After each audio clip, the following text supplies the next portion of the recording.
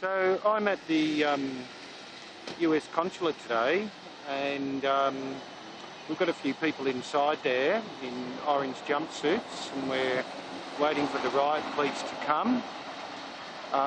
We've just shot a video outside here explaining why we're here, and I'm here with a gentleman who does a lot of activism, and he drives around in this, which is called the Peace Bus. This is the Peace Bus, and he's going to talk to us about why we're here today and why those Eureka flags are up there. So Graeme, wonder if you could tell us why today and what the parallels are between the Eureka movement, the Eureka stockade and what happened there, and what's happening currently with Bradley Manning and Julian Assange. People will know that the core to the Eureka story is a Eureka oath, which is, we swear by the Southern Cross that we will stand truly together and fight to defend our rights and liberties. Strong oath. First had been sworn against the Crown in 140 years, they tell me. And the Eureka flag, the first flag flown in defiance of the Union Jack in this land. And it's tied up directly with rights and liberties of people wrongfully arrested and persecuted by the government. Now, the core of the discontent on the goldfields is the mining licence, but what turns it into flames, literally into flames on the Ballarat goldfields, is the arrest at random of, first of all, it's 3 diggers, and then they add a few more to it, who are at the burning of Bentley Hotel.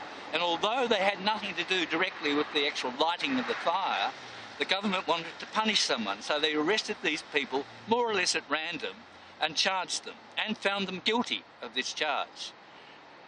Out of this come the monster meetings demanding their rights. Delegations go to Governor Hotham and they demand, they said this, only by a narrow majority they agree to, rather than by his leave, grant liberty to them, and they demand the liberties of these diggers, their fellow diggers, held in jail in Melbourne.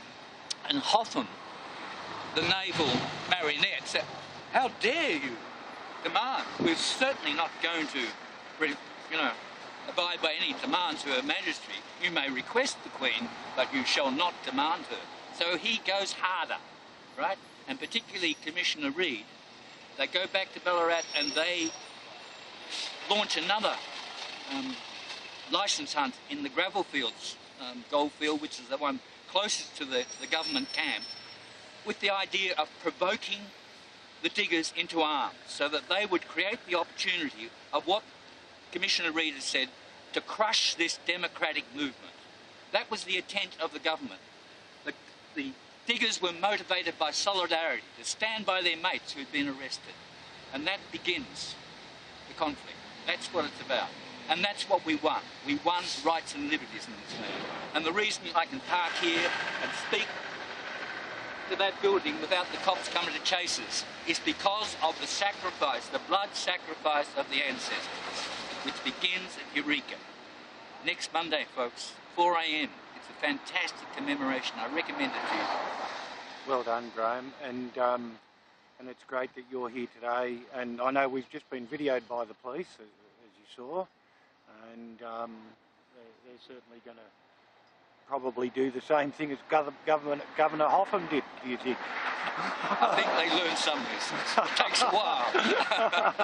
It's always an issue. It's what brings Australians together, for sure. And remember David Hicks, the incarceration of David Hicks. Well, for the 150th anniversary, his father led the Eureka Dawn War.